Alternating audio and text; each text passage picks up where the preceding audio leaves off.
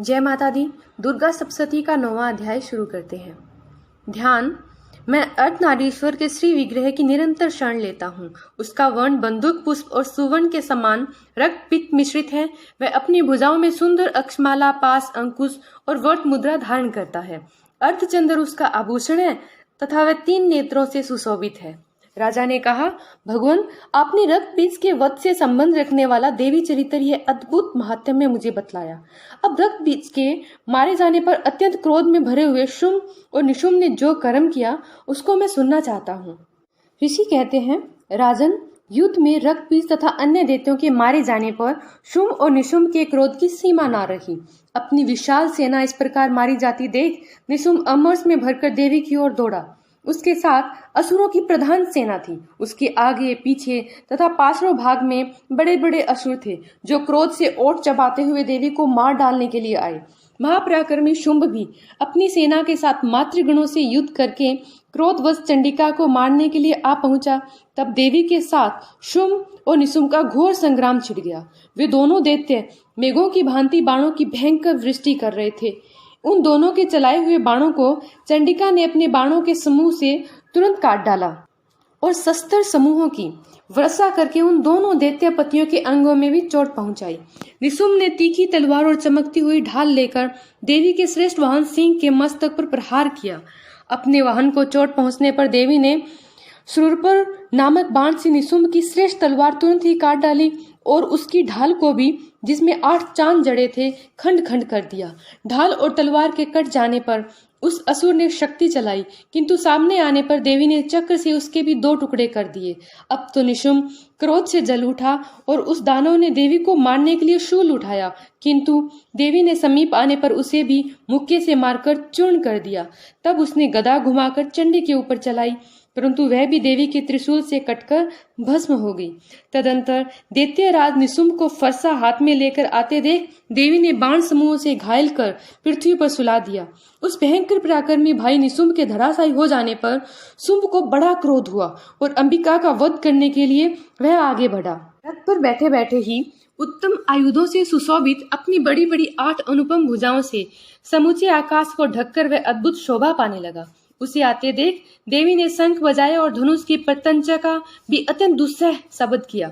साथ ही अपने घंटे के शब्द से समस्त दैत्य सैनिकों का तेज नष्ट करने वाला था, संपूर्ण दिशाओं को व्याप्त कर दिया। तदंतर सिंह ने अपनी दहाड़ से, जिसे सुनकर बड़े बड़े गजराजों का महान मद दूर हो जाता है, आकाश, पृथ्वी और 10 दिशाओं को गुंजा दिया। फिर काली ने आकाश में उछलकर अपने दोनों हाथों से पृथ्वी पर आघात किया। उससे ऐसा भयंकर शब्द हुआ जिससे पहले के सभी शब्द शांत हो गए। तत्पश्चात शिवदूती ने दैत्यों के लिए अमंगलजनक अट्टहास किया। इन शब्दों को सुनकर समस्त असुर थर्रा उठे, किंतु शुंभ को बड़ा क्रोध हुआ। उस समय देवी जब शुंभ को लक्ष्य करके कहा, ओ दुरात्मन, खड़ा रह, खड़ा रह, तभी आकाश में खड़े हुए देवता बोल उठे, जय हो, जय हो। शुंभ ने वहां आकर ज्वालाओं से युक्त अत्यंत भयानक शक्ति चलाई। अग्नि में पर्वत के समान आती हुई उस शक्ति को देवी ने बड़े भारी लुक्के से दूर हटा दिया। उस समय शुंभ के सिंहनाद से तीनों लोग गूंज उठे। राजन, उसकी प्रतिध्वनि से वज्रपात के समान भयानक शब्द हुआ, जिसने अन्य सब शब्दों को जीत लिया। शुंभ के चलाए हुए बाणों के देवी ने और देवी के चलाए हुए बाणों के शुंभ ने अपने भयंकर बाणों द्वारा सैकड़ों और हजारों टुकड़े कर दिए। तब क्रोध में भरी हुई चंडिका ने शुंभ को शूल से मारा। उसके आघात से मूर्छित हो वह पृथ्वी पर गिर पड़ा। इतने में ही निशुंभ को चेतना हुई और उसने धनुष हाथ में लेकर बाणों द्वारा देवी काली तथा सिंह को घायल कर डाला। फिर उस दैत्यराज ने 10,000 बाहें बनाकर चक्रों के प्रहार से चंडिका को आच्छादित कर दिया। तब दुर्गम पीड़ा नाश करने वाली भगवती दुर्गा ने कुपित होकर अपने बाणों से उन चक्रों तथा बाणों को काट गिराया। यह देख निशुंभ दैत्य सेना के साथ चंडिका का वध करने के लिए हाथ में गदा ले बड़े वेग से दौड़ा। उसके आते ही चंडी ने तीखी धार वाली तलवार से उसकी गदा को शीघ्र ही काट डाला। तब उसने शूल हाथ में लिया। देवताओं को पीड़ा देने वाले निशुंभ को शूल हाथ में लिए आती देख चंडिका ने वेग से चलाए हुए अपने शूल से उसकी छाती छेद डाली। शूल से विदीर्ण हो जाने पर उसकी छाती से एक दूसरा महाबली एवं महापराक्रमी पुरुष खड़ी रह कहता हुआ निकला। उस निकलते हुए पुरुष की बात सुनकर देवी ठठाकर हंस पड़ी और खड़ग से उन्होंने उसका मस्तक काट डाला। फिर तो वह पृथ्वी पर गिर पड़ा। तदंतर सिंह अपनी दाढ़ों से असुरों की गर्दन कुचलकर खाने लगा। यह बड़ा भयंकर दृश्य था। उधर काली तथा शिवदूती भी अनन्य दैत्यों का भक्षण आरंभ किया। कौमारी की शक्ति से विदीर्ण होकर कितने ही महादैत्य नष्ट हो गए।